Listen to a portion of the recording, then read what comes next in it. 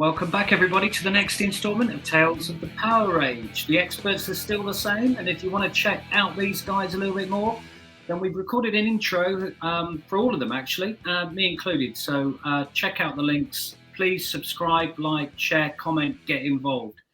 Today, we're going back to 1986 and the Monsters of Rock at Donington Park. The festival was headlined by Ozzy, but this Donington had some surprises, from the first female to grace the bill to the comic strip pitching up with bad news. So listen up to the lead up for that festival and more memories of the day itself. Gav will share some of the albums that have been released in the lead up to Monsters of Rock 86 as well. But look, just a couple of thoughts, I think, before we kick off. And for those of you that have been or go to festivals now, festivals back in those days were very, very different. Probably the best word to describe a festival in 1986, guys, is feral, because there was literally no security. There was certainly no commercialization of the festival. The health and safety was absolutely diabolical. And if I'm being really honest, it had probably been shut down for the food hygiene alone. And anyone who'd ever been to any of those festivals in the 80s will remember the stale smell of urine, which stayed with you for days. And considering, look, you'd go to those festivals and you'd be ruined after one day. You'd never be able to do that these days and last for 4 or 5 days. So I promise you, it was a completely different setup. No painting your faces with glitter and fairies or any of that nonsense. It was a different time, trust me.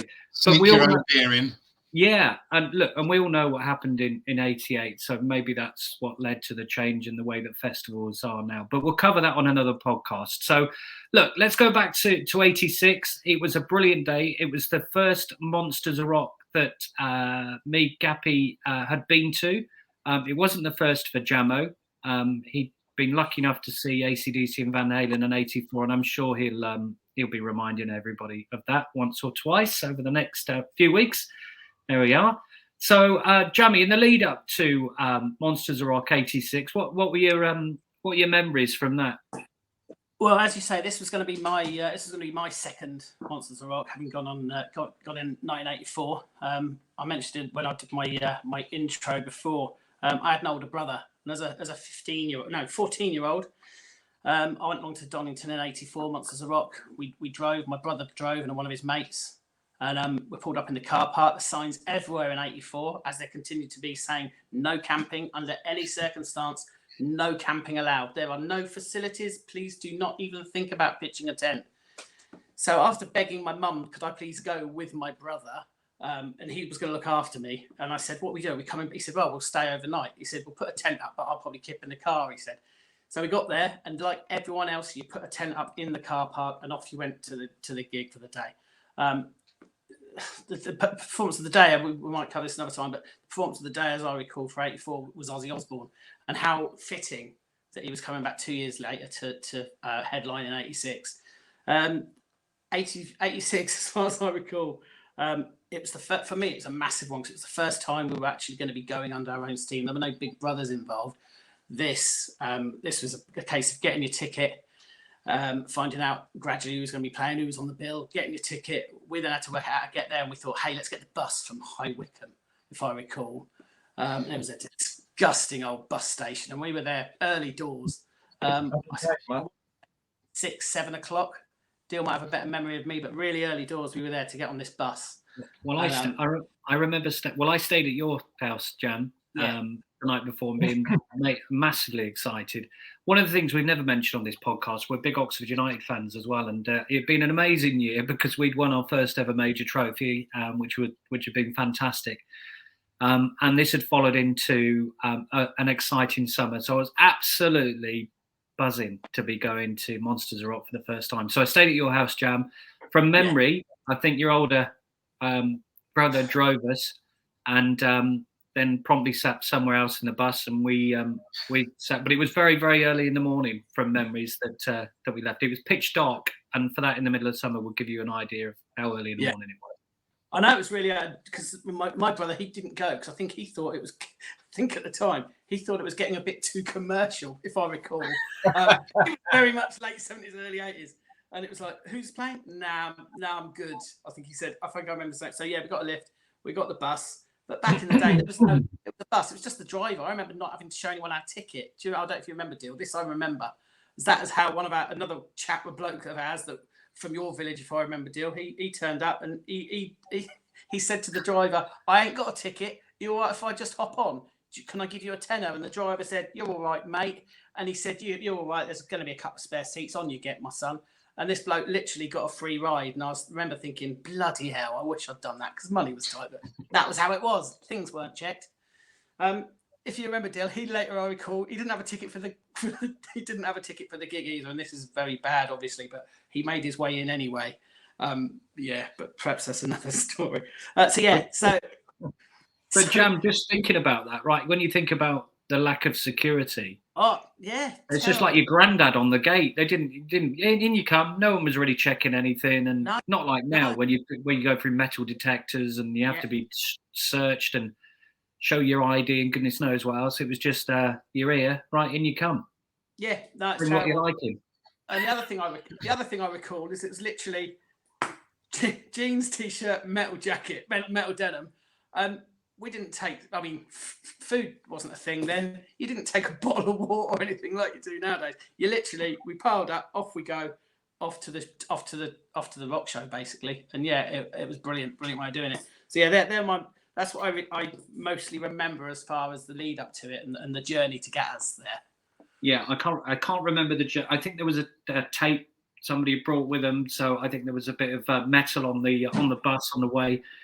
But yeah, brilliant. My memory of going through the gates, and it was the reason I remembered it is because I got hit in the head with a bag of peaches, and I'd only been through the gates for about 10 seconds, and I was thinking, oh my gosh, what's this going to be?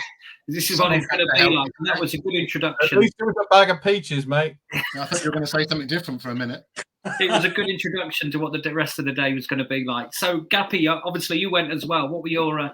Can you remember anything leading up to it? You've been to Nebworth the year before. What would? Yeah, I went to Nebworth the year before, and it pissed it down with rain pretty much for the whole day, and it pretty much ruined it for everybody. But Deep Purple were amazing on the night. But I mean, if you look at that picture you got up on the screen now, and how bad that stage is compared to what it is these days, it's just horrific, isn't it? I mean, look at it. Nothing at the back, which is one of the most unusual things.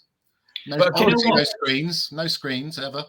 No, it's ridiculous. And actually, in '88, before obviously the tragedy, which I've already said we'll cover on another podcast, I think there was a screen up, or there was something up that had collapsed prior to, because it was really windy in '88. So they were clearly. I mean, look at it. I mean, it's amazing that it's actually standing when you think about it. I mean, it's just incredible. The PA is massive, but it looks like that cost about £3.50 to assemble. But it's a good way of spotting photos of that year, because it's nothing behind the stage apart from those blocks of lights. It's really unusual looking thing. Yeah. And these are Dill's photos, by the way, so there's no copyright issues. Well, thank you. Gappy, any other memories of getting there? Can you remember it at all or not? Getting there, I remember we went on the bus from Wickham. I can't actually remember whether I went with you boys or not, but I must have done, because I don't think there's anybody else that I could have gone with. So we must have all gone together. So it's a long time ago. So Gappy, thinking about the first female to ever grace the stage. Oh, look at her. Donington Monsters of Rock. And I mean, you can see why we were excited to get there early. I wasn't a massive Warlock fan, but I was a massive Doro Pesh fan. And if you look at that picture on the left, I mean, look at her. She's just unbelievable. Really looking forward to seeing her. Really looking forward to it. But the thing I remember most is the fact that I couldn't believe that Warlock were on first. And then Bad News were going to be on after. I thought Bad News, because they were a bunch of actors, I thought they'd be on first. And it was a bit of a diss, really, to a heavy metal band, that they were going to have to go on first, and then the actors, as they would go on second. But no, it was great, absolutely fantastic.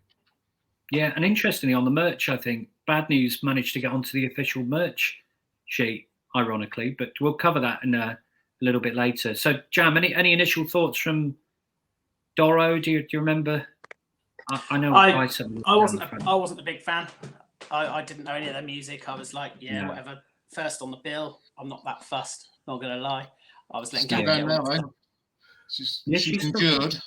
Yeah, she does look well. Mm. Yeah, well done, Doro, for keeping it real, keeping it going.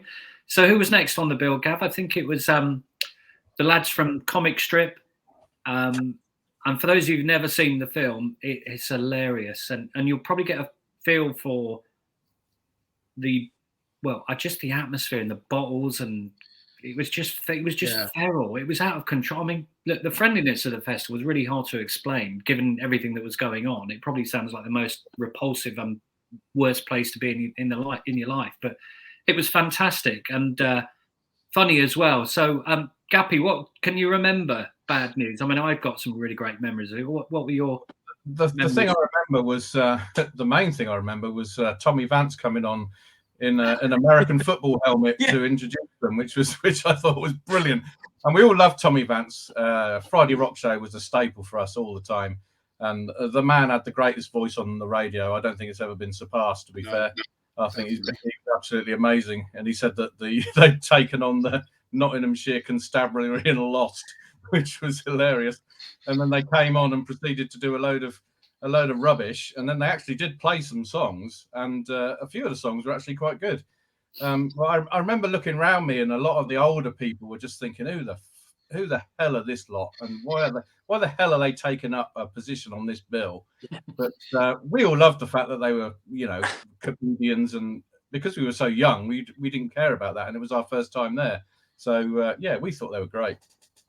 Jamie, that was actually saying the thing was when I said before, my older brother, he was like, there's bands like Bad News play, he couldn't understand what was going on. And when we were there was the vibe that a lot of the older guys there were like, what is the point of this? We were 16. Yeah, I remember.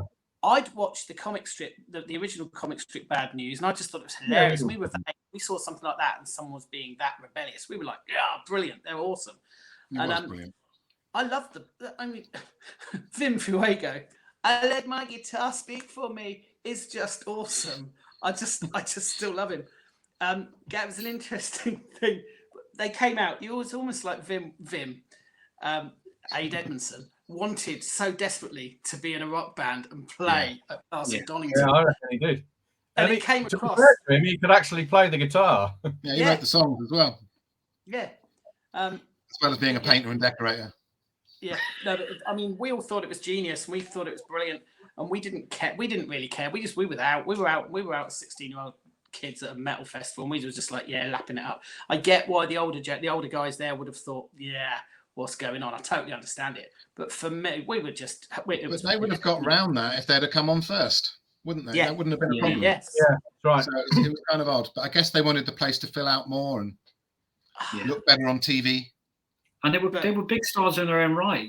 They'd not. The Young Ones was probably one of the biggest comedy shows, wasn't it? At the time, when you think about it. Not long before that. Yeah. Yeah. And I quite on the Young Ones. A nice link through to the next band, I guess. I must admit, I don't remember Vampire Spunk Merchants from Hell. That's quite a good title for a song, but I don't spring to mind. I don't think that went to final either. I think I'd remember that. It doesn't come to mind. Final. No way. So there are a few clips of that from the film. Just back on the Bad News before we go to Motorhead, Gav, I do remember a French couple in front of me, and they were really confused. I mean, they couldn't work out what was going on. He turned around to me and said, and apologies if anyone from France is watching this. He said, what kind of heavy metal is this? And I said, it's a joke. And he just didn't get it, couldn't work it out. I think also, apart from the bag of peaches that had hit the side of my face within 20 seconds of entering the arena, it was the first real introduction to the torrent of bottles and urine and we had seen it never, but it was general missiles. I mean, it was absolutely unbelievable, wasn't it? Going towards the stage. So yeah, because people bring their own beer in these big plastic. How many liters? 5 liters. 8 litre and 5 litre bottles mainly, but and then drink it and then they'd refill it. Checkers Bitter seemed to be the. Once they'd refilled it, they disposed of it in a throwing action. After filling it up with. That's actually a really good point, because back in '86, you were still allowed. I believe you were still allowed to take in the 2 litre bottles of lager. That stopped either in '87 or '88 when you could only take in a gallon a gallon. That's what I was thinking of. Yeah, that was 1990. They stopped it, I think, Jam, because I think in '88 you had to cut the top off the bottle because they were trying to stop everyone throwing them, but clearly that never worked. But no. Okay, well let's move on to this. This is when I guess the music really started and the festival got really going. So, Gappy, as a massive Motorhead fan, I know you were chomping at the bit and looking forward to this so much. And I think even just in those couple of pictures, you can see how pent up the audience were at this stage to welcome Motorhead on the stage. So, what were your memories from Motorhead on that day? Well, what I remember mainly, I mean, it was the first time I was going to see Motorhead live, which was just the most amazing thing for me because Lemmy was one of my idols, and I remember the crowd was just going mental before they came on. And when they went on and Iron Fist started, I was stood probably about, I don't know, maybe 100 meters from the stage. And this massive gap just opened up in front of me as soon as they started playing Iron Fist. It must have been about 30 or 40 meters as everyone surged forward. And being a 16-year-old, newbie, I didn't really know what to do, but we had eventually to run into this gap. Otherwise, we were going to be swallowed up by everybody else. And they were just absolutely fantastic. They played all my best songs, all my favorite songs off the latest album, Orgasmatron. Apart from the lead single Death Forever, which I thought was a bit strange. They didn't play that, but doesn't really matter. The rest of the song, you look at the rest of the songs on there, the set list was amazing, and I think they played more songs than anybody else on the day. It's absolutely brilliant. It was a great set. Sorry, Gav, go on. I was just saying, it's a hell of a set, isn't it? We did. Sorry, Dale. What I don't remember, and I've seen this later on, apparently someone threw a flare at Lemmy and it nearly hit him. And he offered the bloke up on stage and all this sort of stuff. I don't remember that, which is weird. I should really remember that, but I didn't. That's about one of the only. That's actually about. Do you remember that, Damo? Do you remember that? Yeah, because I was talking to. Yeah, it was a real. It turned really nasty because Lemmy was not. He was not happy. He wasn't not a big fan of projectiles. He wasn't taking that shit, and he literally, as you say, he offered some dude out. I just remember the vibe. It suddenly for a few minutes it turned pretty scary, as you say. 17-year-old lads, you're there. And 16-year-old lads, and we're thinking, what the? And he wasn't a happy chap. So it was a weird feeling.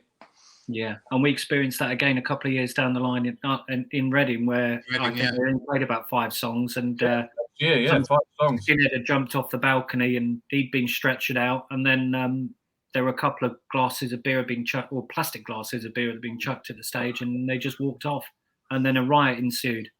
Yeah. Did the classic, if anybody else throws that, we're off. Obviously, idiots. And they were off. Yeah, typical. But anyway, if anyone's interested in that, listening to that, I think certainly if you go on to iTunes, I think it's on the Rock and Roll. I'll check it in a minute, but it might be Orgasmatron. At the end of it, on the special edition, the whole set's on there. And this was actually I'd got a recording from it on Friday Night Rock Show. They did two of the sets, Def Leppard and Iron Maiden. Not Iron Maiden, Motorhead, I should say. And it's fantastic. It's definitely worth a listen. I know me and Gappy listened to this one morning at Download last year, didn't we? We certainly did, sir, yes. Yeah, it's fantastic. Just getting us in the mood. Right, okay. So that's Motorhead from the day, which really got the day off to a flyer. And then we had Returning Like Heroes after the unfortunate accident that Rick had a couple of years earlier, Def Leppard. So, Jamie. This for me, I was so looking forward to these. I was a big Def Leppard fan. I had Pyromania. I played it to pieces. I put my copy on the other day, and it's a sad tale. But it still plays. It still plays through. It's a quite cracky thing. But no, not really. None of the mates really. None of you lot really were that into Def Leppard. If you consider Gappy was complete Mr. Motorhead, Def Leppard wasn't really going to butter his biscuit, if you know what I mean. He's just more like down the heavy. At that time, grown to love them since, but not at that time. 100%. But at the time, the British press, if I recall, when I did my paper round and that, I used to scan sounds every week on a Thursday, and then Kerrang started. But the press, Def Leppard, they deserted England, they deserted Blighty, went off to the States. And I was looking back, and they spent, after doing Pyromania, they spent a good year literally just traveling the States, just touring the States. And they smashed it. They were massive over there. Massive record. As Dill mentioned, the situation with Rick, they had the accident. I mean, he was so from the start. He was the young lad of the band of Def Leppard, and when he had the accident, but I think it was the end of '83, start of '84. He had the accident. Then they were trying to get him back, and they were going through it with Hysteria. They'd been away for a long time. Leading up to this, they got the gig. I was doing a bit of research. So leading up to the gig, they were working out if Rick could actually be in the band and could he actually play drums for Leppard. And they did a few warm-up shows in Ireland, beginning of August, a couple of weeks before Donington. And talking to Gav each day, the first few gigs, he did most of the drumming, but he had a support drummer. There were two drummers. I understand it was the guy that was in Status Quo. I remember that now you say that. And as it led up to it, I know I was of the opinion they were talking about this machine that was going to be used to play the drums, and it's like, what's going on? So I was just so looking forward to them playing. I'd not seen them before, and when they turned up, Jeff Rich? Yeah. Sorry. Yeah. They turned up, and that picture you see there, they turned up. It was bright sunlight. It was bright daylight. No stage whatsoever. Nothing. Back in the day, you didn't really have lights and stuff unless it started getting dark. Picture of the Union Jack there, superb, isn't it? Yeah, it's good. They were like returning heroes. They came out. They hadn't tarted themselves up. They sort of had jeans and t-shirt, if I remember rightly. They didn't. No, not too much glitz and that sort of thing. But they came out, and Rick was drumming. He was the only drummer. And as it turns out, when you look back and you find out, he managed the whole set on his own.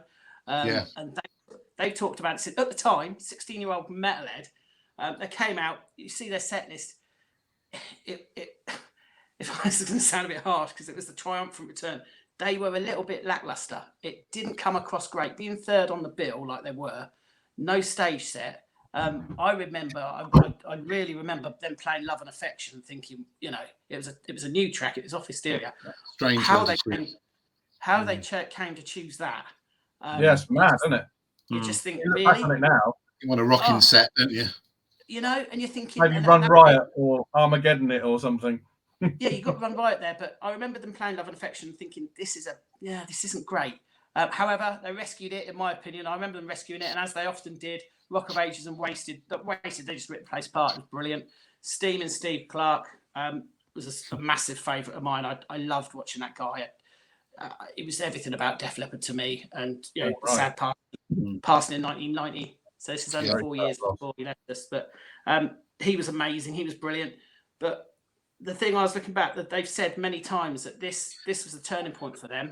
They were struggling with the whole situation, getting Hysteria done. It took them, it was another year before they released Hysteria. That's right. Which is quite amazing.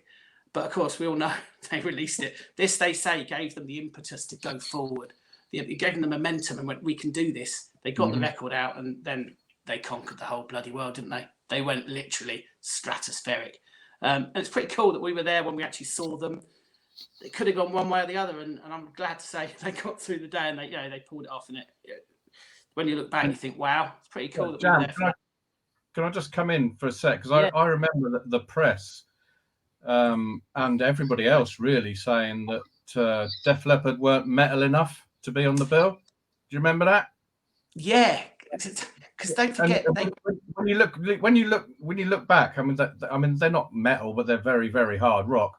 But you look at some of the bands that are on the bill these days. It's a bit of a piss take, really, because they were brilliant. But no, back then it was hard, and they wanted. I think they weren't sure if they were doing the right thing. They wanted to get out there and do a big show, a big return.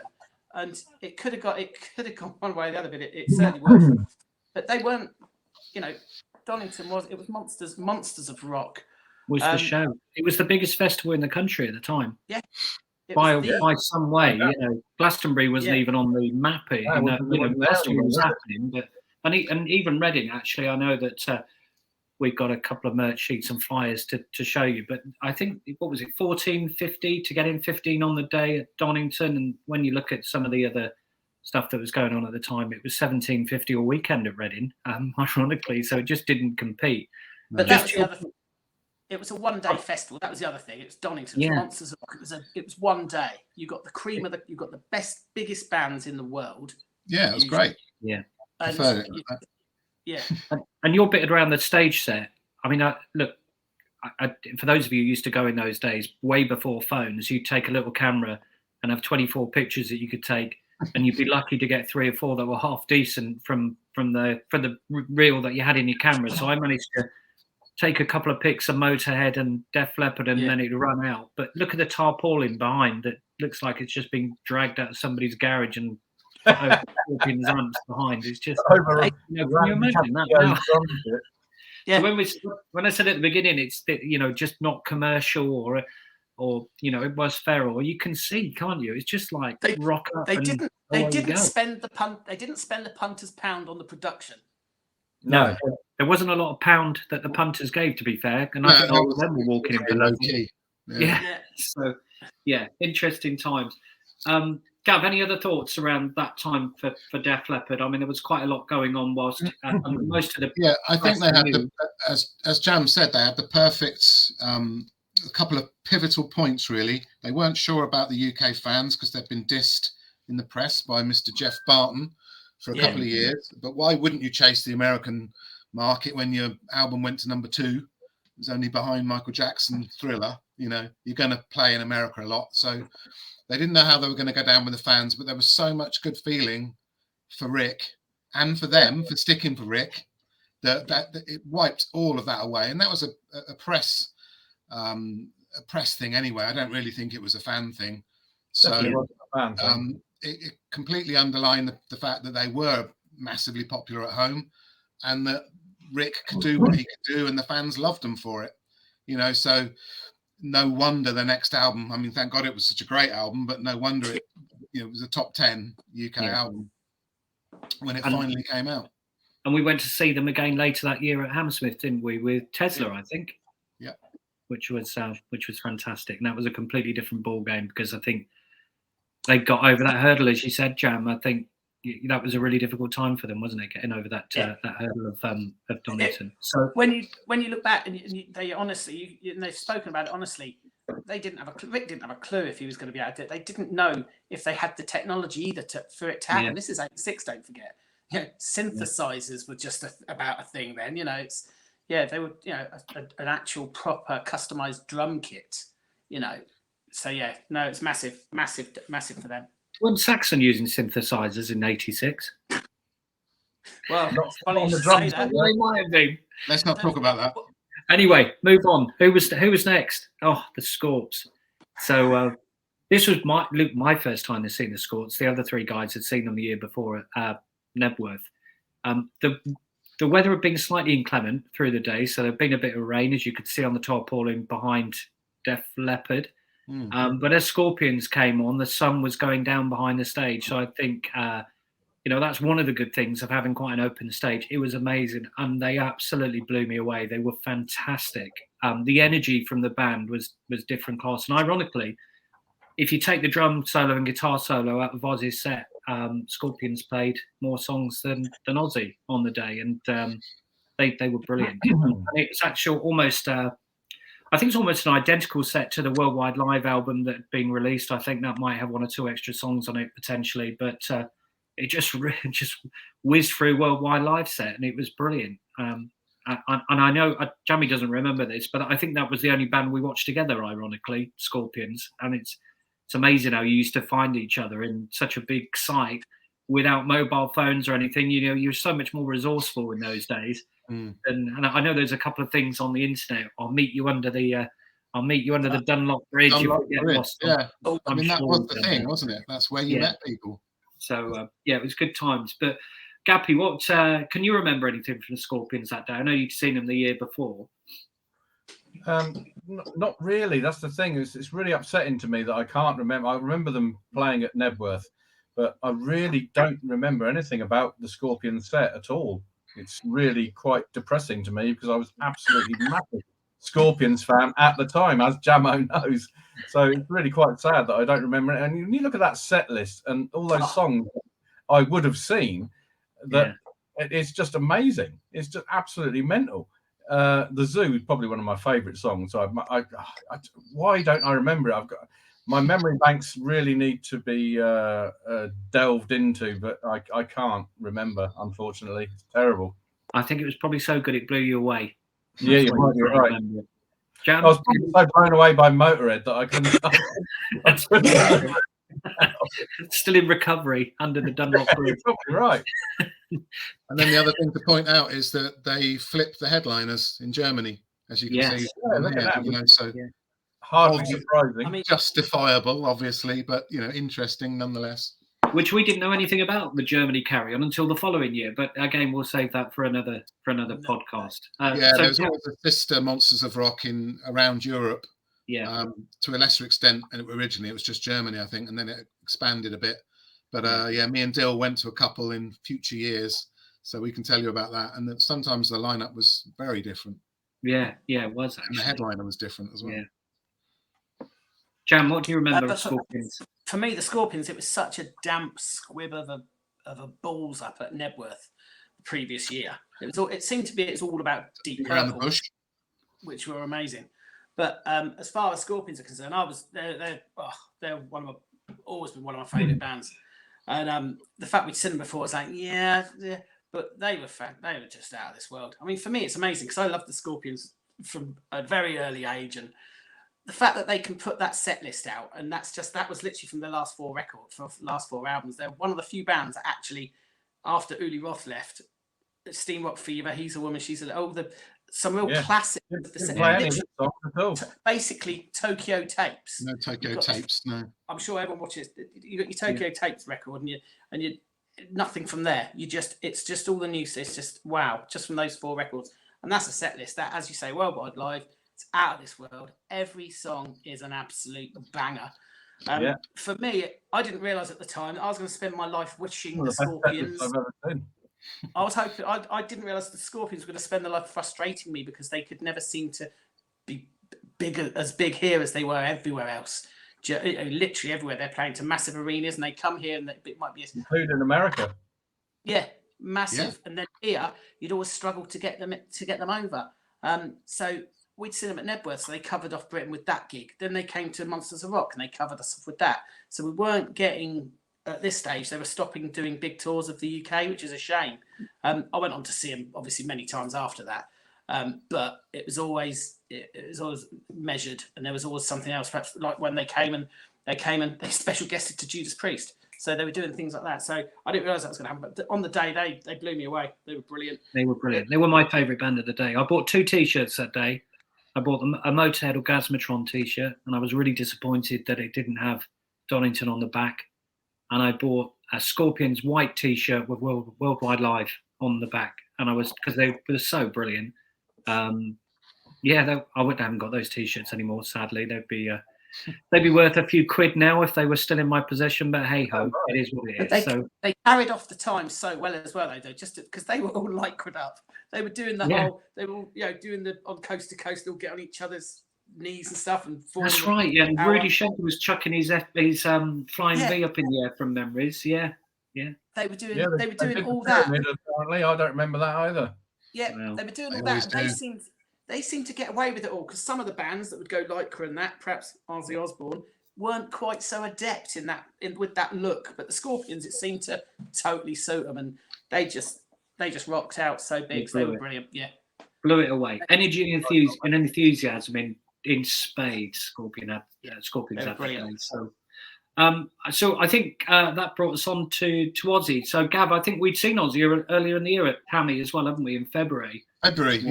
Yeah.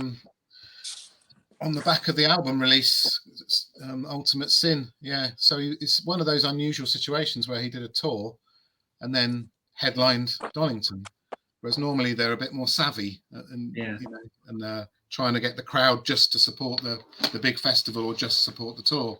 But I guess he thought, or Sharon thought, he was big enough to do both, and he probably was.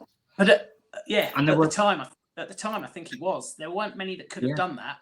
But no. Well, there were rumours. I don't know if you remember. There were rumours that it was going to be Kiss or Ozzy, and a school chum of ours wrote a letter to Kerrang, saying that Ozzy wasn't fit to lick Kiss's boots. I don't know if you remember this. I'm not going to say who it was. Rings a bell now, yeah. But it caused much, excitement at school because there were 3 letters the following issue of Kerrang absolutely sticking the boot into our school chum, which was to much amusement to all of us, because I think we all felt that most of the letters were all ghost written in Kerrang, which obviously proved they weren't. But at the time, the rumours were that it was going to be Kiss or Ozzy, and of course, it ended up being Ozzy. So I had a letter printed in sounds. So well, there you go. Well done. Fake. There you go. So that proves that they're not ghost written and it is true. So that's nice to know. For any of you that did send a letter in and it didn't get read, that was because it was rubbish. Because it was crap. So Ozzy, Gappy, what do you remember from can you remember anything from Ozzy? Because I'm just thinking maybe you found the bar. I do. Yeah, I was really looking forward to seeing Ozzy. I didn't really get into Ozzy until the Bark at the Moon album, and obviously started with that. And I was a massive fan of the Shot in the Dark single, which we later found out was written by Phil Susan, wasn't it? The bass player in one of his previous bands. Wildlife. Until years afterwards. Great song. Bit of a controversy about that. Don't talk to FM about that. No. The controversial thing about Ozzy for me is that I've always preferred Jake Lee's guitar playing to Randy Rhoads. And I know it's controversial. Obviously, that's what I said. But the best thing about Bark at the Moon for me was that it's the first time that Ozzy had a decent guitar sound on an album, because the previous 2 albums, the guitar sound was dreadful. Randy was great, but the guitar sound was dreadful. But the Bark at the Moon solo, Jake Lee's solo in that is absolutely fantastic. It's unbelievably good. Well, like, comment, subscribe. There might be a few comments on the Randy Jake, but I think Jake's a great guitarist, and you're right. The solo in Bark is fantastic, amazing. And he lost the guitar sound again on this album. Yeah, sounds dreadful. It's not a great album, in my opinion, is it? No. It's not his finest hour. Jamie, what do you remember from the gig? Well, Can you remember anything? Yeah, but as you were saying, he opened that. He came out with that single, and that was an absolute smasher. It was pure, in my opinion, pure MTV fodder. It was brilliant. It took the Prince of Darkness to a new place, and the video was just out of this world. As a 16-year-old lad watching that video, it was brilliant. I loved it. Had a really good star leading lady in it, and it put him out there so much. The record, the actual album behind it, not so good. There's a couple of shockers on there, in my opinion. Some not great tracks. But he'd reinvented himself, and he was really putting himself out there. As far as the shows, Jamo. If you look at the set list, he doesn't play many songs off that album, does he? Good job. I mean, thank God for the bomb. Never know why. Out, doesn't it? Secret Loser was a favourite of mine. It was brilliant. I love it. Killer of Giants, Secret Loser. Yeah. But thank God for the bomb's a shocker, in my opinion. Killer of Giants wasn't a great one, but Flying, for me, you got your Flying High Again in my top 3 favourite ever. It's an amazing song. And Secret Loser was brilliant off of the new record. I remember it was a good show. He put a good show on. We'd stepped back a bit. I can't remember if I was still with you by this stage. Yeah, I think you were. Yeah. But I know that we came back a bit. We'd had quite a day, and the Scorpions they left me just in such a great place, and we were buzzing after that. And I remember thinking, let's just step back a bit and actually watch the show. The darkness had come down, and it's a decent stage show. Ozzy came down, if I remember rightly, came down on a throne. Did he come down on a throne? And an enormous throne, massive throne. Big dress thing that he was wearing. And there was some real theatre going on. When you consider there hadn't been much in the way of production all day. And his permed and highlighted hair as well. Yeah. Sparkly dress. Yeah. He brought the production to it, and he brought the beat. It's quite something. For me, it was a good headliner. I thought he did. Yeah, I agree. Really good job. And one of the things that the kids won't know today, and I apologise on behalf of all of the dads and all of the older people that were around at that time, at festivals and certainly at Monsters of Rock, as the sun started to go down, the fires started to light up.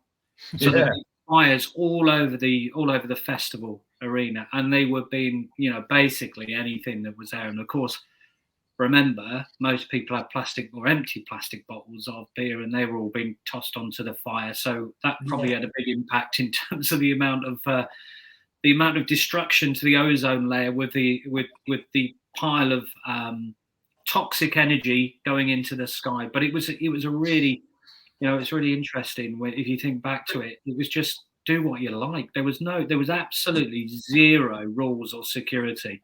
And can you imagine if you tried to start a light of fire at Download now? Can you imagine what would happen? But the other thing, you'd be out. The other thing for me, if I remember, correct me if I'm wrong, this I think for me was my first sober, properly pretty much sober. I don't remember drinking at this. No, none of us had a drink at this one. In '84, I did have a 2-litre bottle of lager, and being a 14-year-old, that was just after Van Halen. It was the hottest day ever, and I was so thirsty. One of my brother's mates said, "Here, have this," and I downed it, and I was like, "Oh, I like that." But this one, we went on our own. We didn't take any booze that I remember. I don't think would have got served in there. We were childlike. We probably would have been, given that we were getting served in pretty much every pub. 3 bars, only 3 bars in the whole place. But when it got to that time for Ozzy, I remember it's a real heady atmosphere. Even though we were, it was sober. We were high. We were high on rock. We were high on metal. I remember it just being such an atmosphere because everyone else was absolutely faceless, obviously, or had a smoke or two. I was there with my silk cut. That was about it. I don't think I'd even bought my Marlboros with me that year. Gappy, you would have had. I would have had a load of Marlboros with me. Yeah, I just have a silk cut, and it's like boom. No, the atmosphere of the time, was something special, I think. Yeah, they were good days. So that was Ozzy. The gig finished, and then we had to find our way back to the coach and back home. I don't remember anything about the journey home, only that we all mysteriously appeared again and drove us back to your house. And then the only other thing I remember is Mum not want to let me back in the house when I got home because I stank. Obviously, of all the things that have been thrown around all day. So that did happen a lot. Had to deprobe in the porch and then go straight to the bathroom. Even in venues, you used to get stuff on you. Yeah.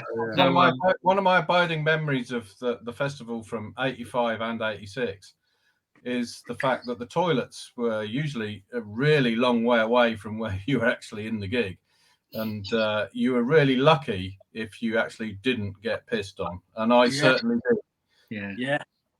Yeah. You'd find the nearest forest. There always seemed to be a forest somewhere that everybody would be having a wee. And anyway, what do you do as a 16-year-old if someone behind you pisses on your leg? And what do you do? You can't do anything, can you? No. Well, I won't do it next time, I promise. Anyway. We still go to Donington every year as Download now, and we saw Ozzy a couple of years ago, didn't we? And then look, we had a good time, but he was a bit disappointing. He sounded all right when the songs were on in the main, but then he just couldn't string a sentence together in between the songs, could he? It was bizarre. He walked off for fucking 15 minutes. Don't forget. And we had to suffer a Zakk Wylde guitar solo for 15 minutes. Yeah. No, happy days. So that's Donington '86, Gav, and there were a load of records that led up to that time. Do you want to maybe just take the audience through the records and what was going on? Yeah, I mean we've covered a lot of them, so I'll be brief.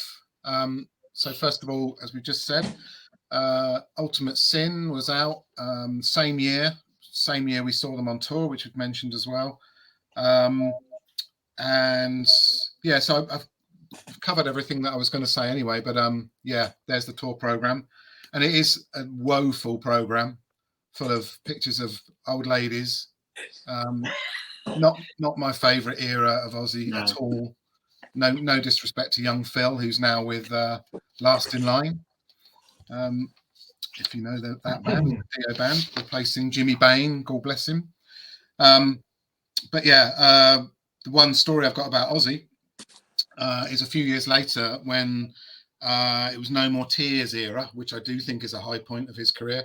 So 91-ish. I was working for the record company, and I was at a posh do they had for all their artists up at Kensington Roof Gardens. And I thought, right, I'm going to meet Ozzy. That's the one with the flamingos Yeah. wandering around, isn't it? Yeah. So I had all these artists there, but Ozzy was there with Sharon. And I thought, right, went into the toilet, thought, come on, let's go and get in front of him and have a chat.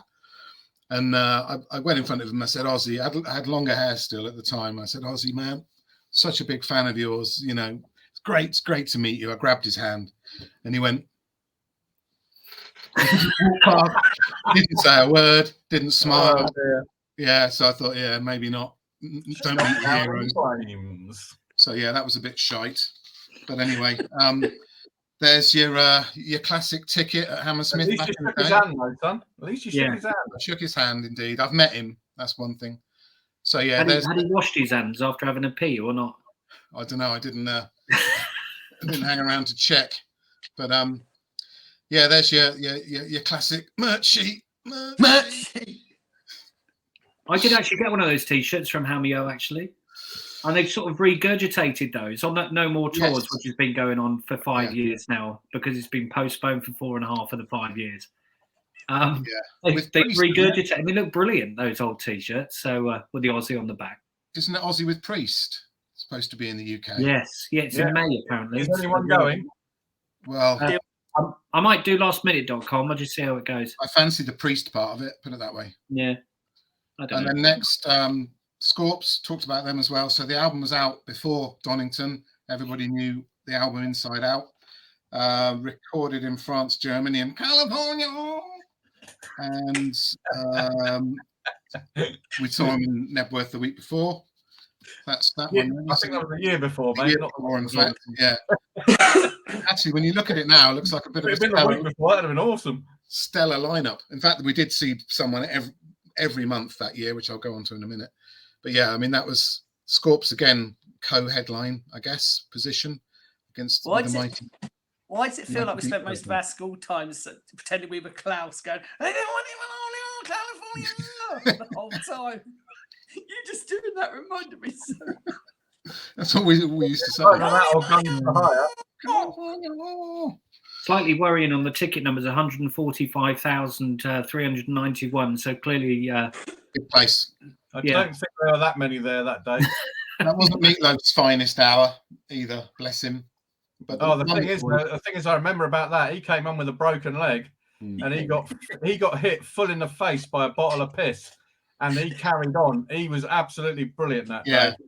Yeah, probably the wrong crowd. But Mountain he got knocked over. He did fall over though, didn't he? It was like Space Invaders. Everyone just launching him going from side to side, and someone got him, and it's just like slightly disrespectful. But he was too high on the bill. Yeah, terrible. He was too high. Any road, and then Def Leppard we've talked about as well. The album didn't come out till the following year. Buoyed up by all the good stuff that we've talked about that happened to them. And the inner sleeve, by way of tribute to Donington, featured that picture there. What a fantastic photograph. Which is such a great photo, yeah. And we're in that, right? We were there, right close to the front.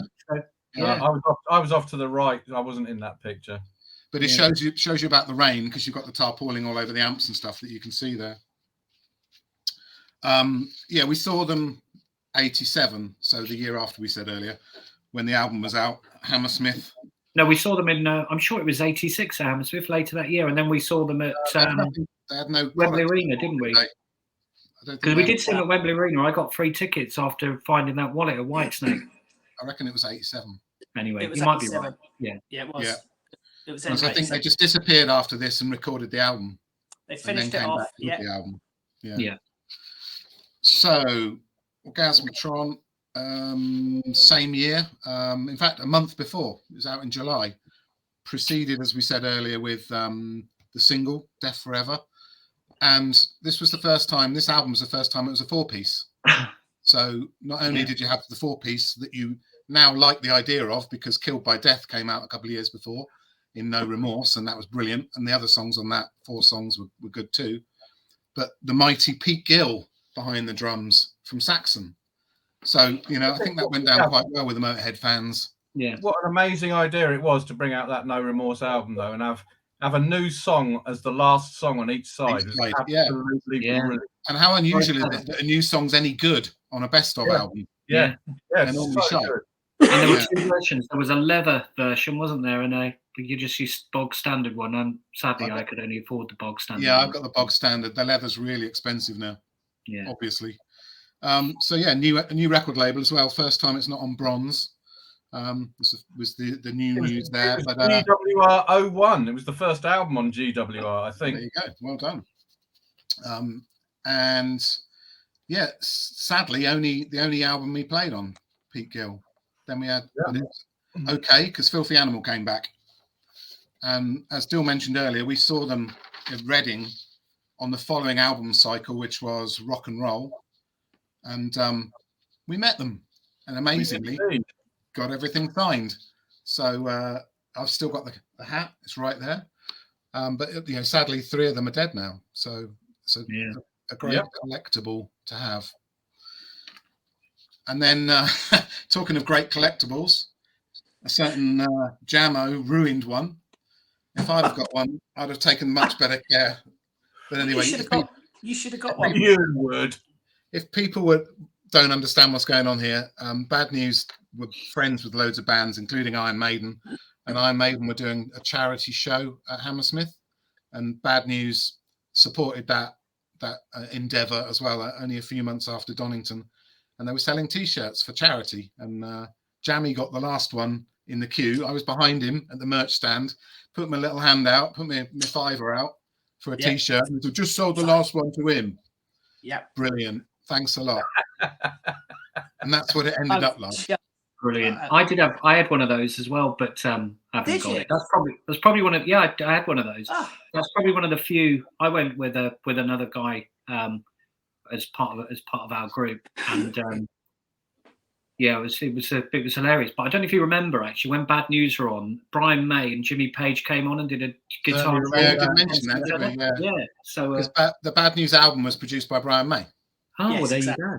And which is why they did that awful Bohemian Rhapsody cover.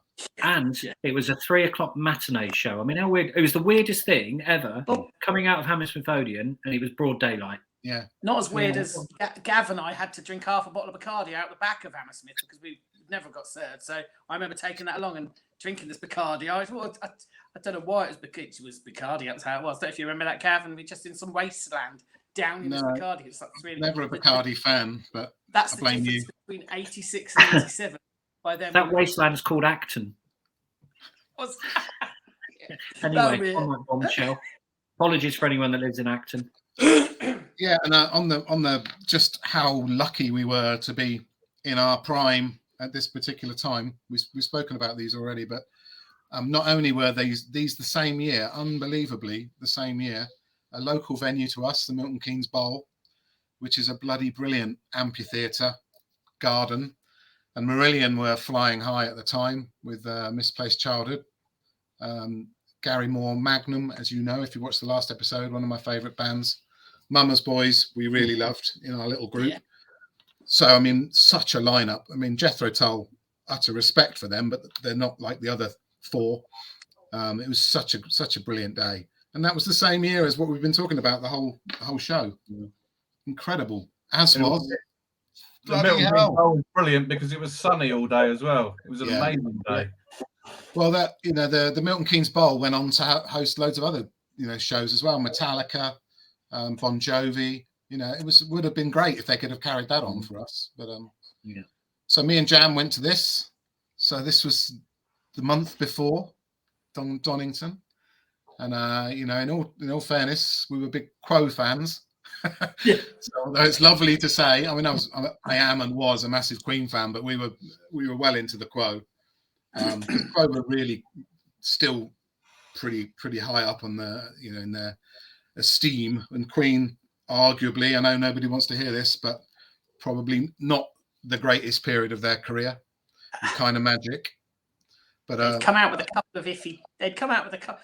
I was saying to friends will be fair. There were some iffy tunes coming in there. It wasn't all Tie Your Mother Down and 7 Seas of Rye. No, and they were good though. They did actually. They were good that day though, Gav, weren't they? But it was only 1 year after. It was only 1 year after Live Aid. I think Kind of Magic's brilliant. I mean, no, Queen have never done a bad album, but you know, there would be a merch sheet, but old Gavster say sent away for it. Hey, what did you get? There you go. There it is. What did you buy? I got a sweatshirt. Oh, have you still got it? No. You boys. There's a page of nice. Yeah, actually. You take the mickey out of the state of my maiden T-shirt, but Struth, at least I still got it. Brilliant. And Gav, that was literally just 1 year after Live Aid, wasn't it? So actually, both of those bands have come out of Live Aid really well. Okay. Because that was the same. That was the same Saturday. It was the following year, wasn't it? For after Live Aid, Yeah. Queen. Merch sheet alert. Yeah, amazing. And there's a live album of that show or those shows as well. You know, interestingly called Live at Wembley '86. Good. Thanks, Gav. So, and then, the week after, believe it or not, a week being correct this time, Saxon. Yeah. But before, I mean, and if you think that's amazing that we were lucky enough and had the money to go to all these gigs. Yeah. We also had, in the same year, AC/DC at Wembley in January, Twisted Sister in March, Ozzy in Feb, we've mentioned, Dio in May, Motorhead in September, Magnum in October, Bon Jovi in November at Hammersmith, when they were that small, and Quo in December.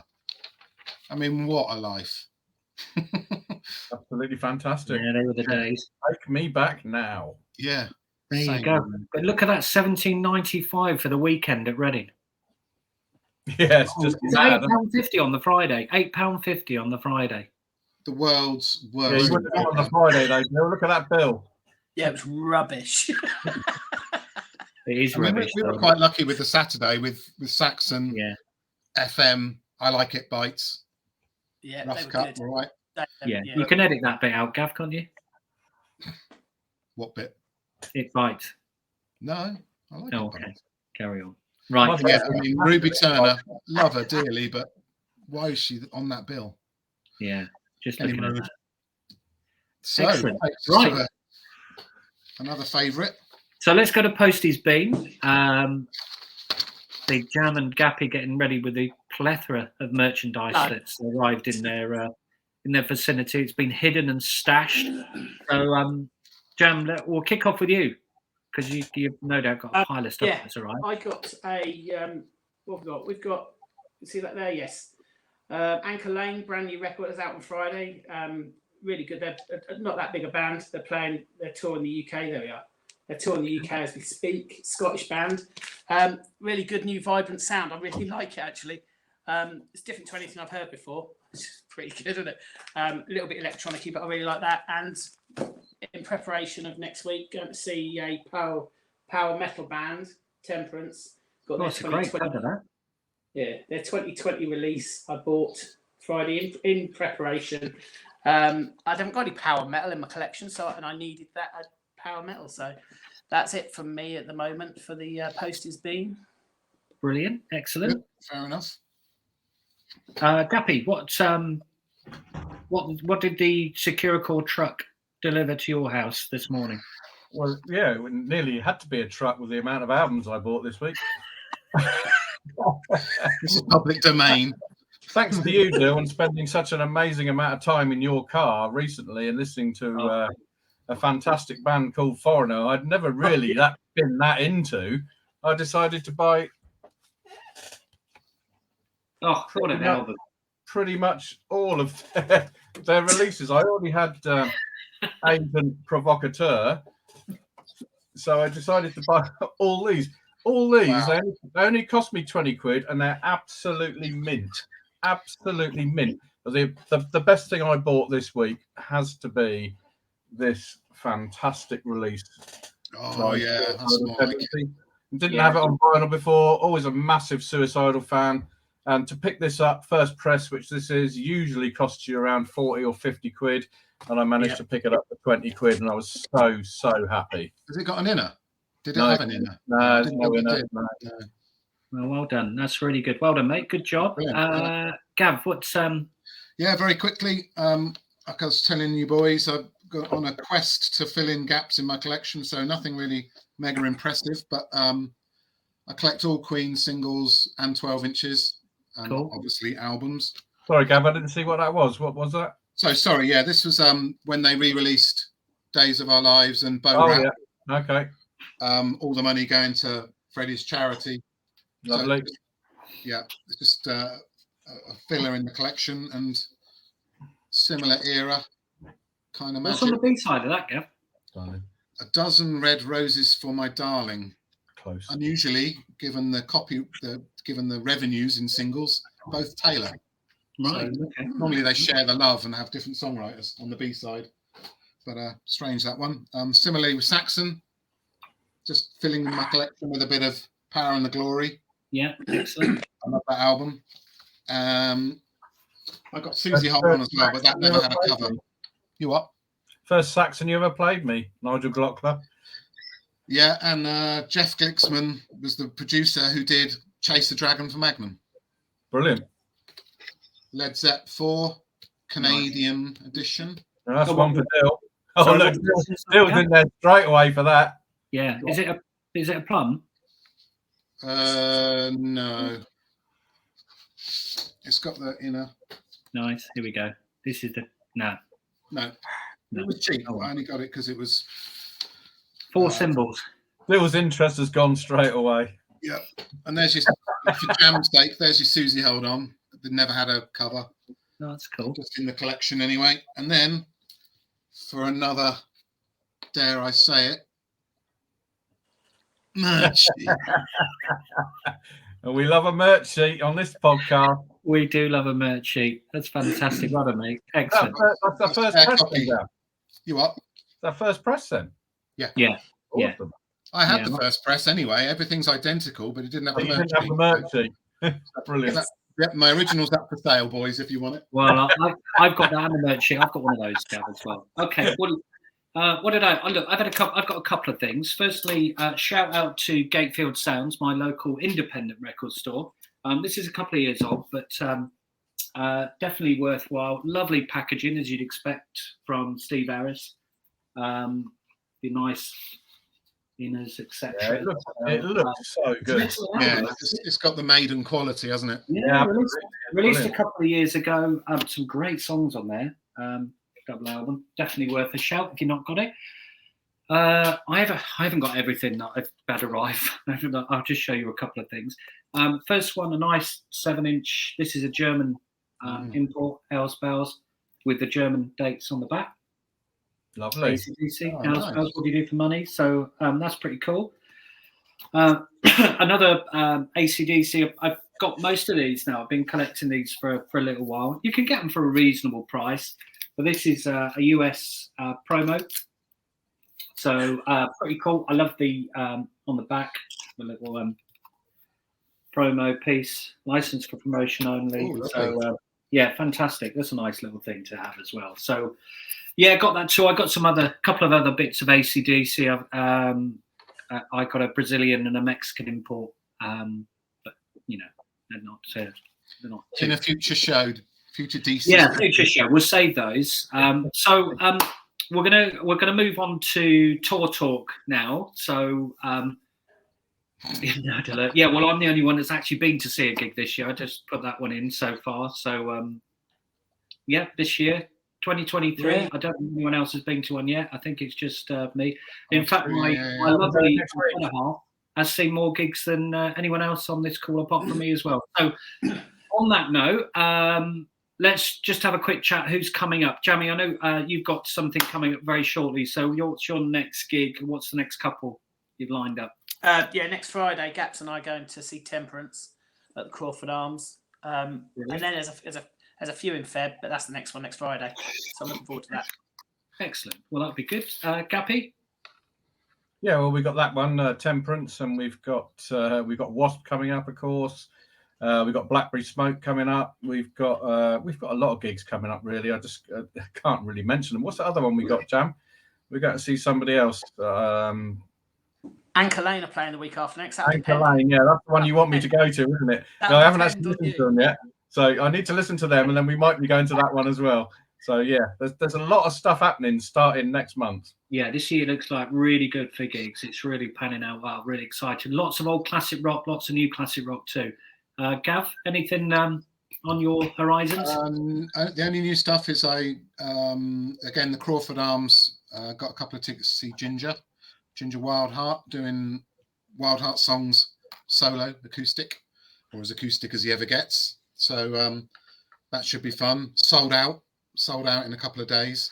Yeah. So yeah, that's April, I think. Also April, Massive Wagons, which still need to pull the trigger on those tickets, but I'll do that this week, Dill. Yeah, okay. Yeah, we need to sort that out. That's cool. Excellent. Yeah, we're looking forward to that.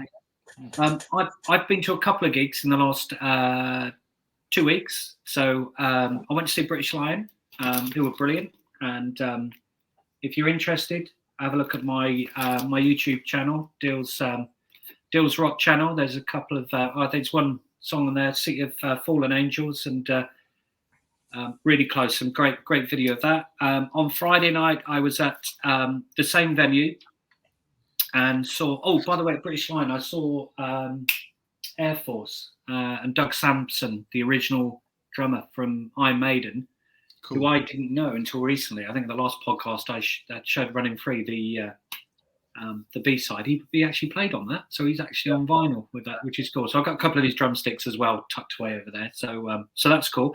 But on Friday I went to see the amazing Chris Barris. There you go, mate. Yeah. I haven't had a drink for a month either. That's ridiculous. And he was brilliant, absolutely amazing. At the end of the gig, they signed the set list and then just let them chuck them down at the front of the stage. And I was lucky enough to get one, which is brilliant. And if you haven't seen Chris Barris, go and see him. He's from Devon. He's absolutely amazing. Oh my God, can he make that guitar sing?